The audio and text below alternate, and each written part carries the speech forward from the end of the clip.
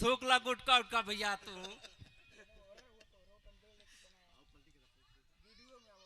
video में आई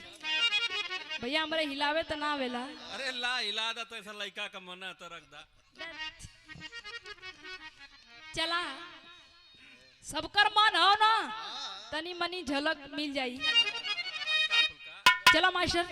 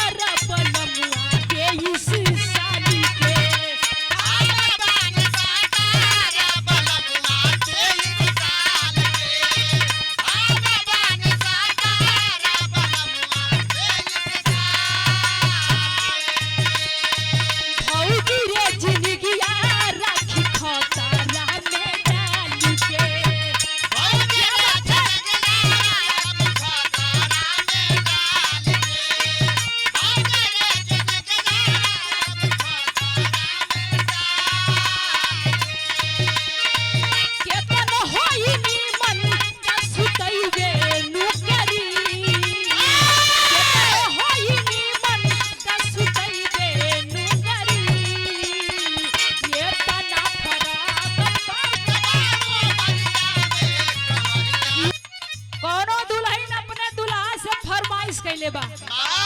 ए रामापति देखा आज हम तो से फरमाइश करत देखा जब जइया कमाए ना तो हमके झुमका लेके या वो दुल्हन अपने बलमुआ से फरमाइश कैले बा कैसे बलिया से ले ही ले हबाली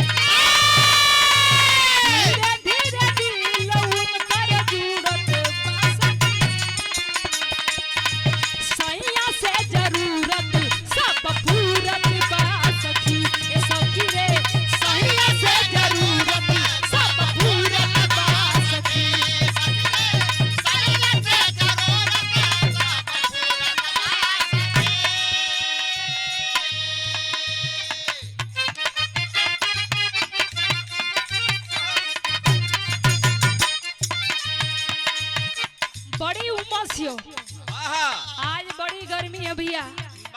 कौनो मेहरारू अपने मन से दूसरे कलश की का हो जब शादी ना भइल हल कहत रहला कि हमरे घरे कुछहू का कमी ना बा हर घर में एसी एकदम फिट हो ऊ दुल्हन जब अपने घरे आई बियाह करके जब अपने ससुरे में पहुंचल बा देखलस कि यहाँ देखो टूटा बेना भी नहीं खे दुल्हन कलश की वाह भैया बा खाली एक नंबर का भौकाली बड़ा एक नंबर का भौकाल बड़ा भैया तू तब ले तो कहला कि फोनवा में हमारे घरे हर चीज उपस्थित हो आज यहाँ एक तो बेना भी नहीं खे दुल्हनिया कहत बा का कहे मास्टर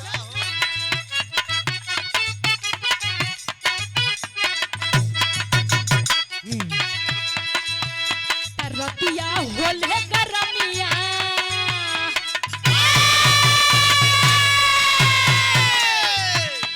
रतिया होले गरमिया ना डोले पवनवा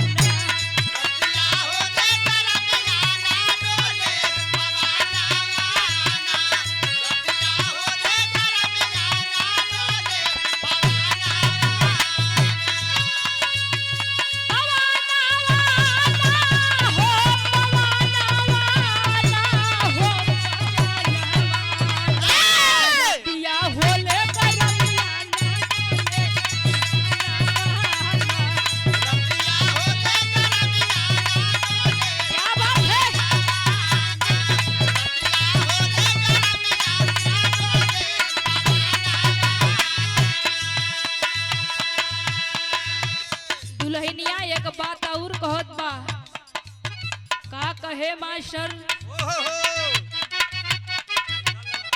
कहत ये का कहे मास्टर एक गहर हमी के